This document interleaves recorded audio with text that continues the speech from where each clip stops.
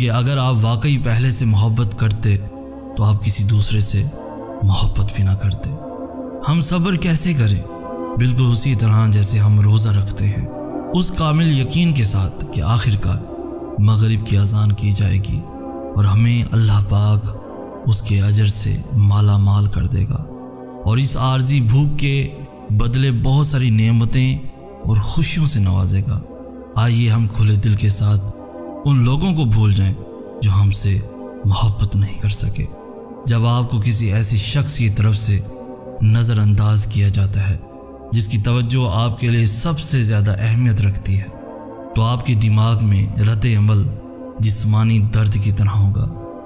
جب دل گھبرانے لگے، آنکھوں سے آنسو آنے لگے، صرف ایک کام کرنا، اپنے ہاتھ اللہ کے سامنے دعا کے لیے اٹھا دینا، چاہے کچھ نہ بولنا، لیکن وہ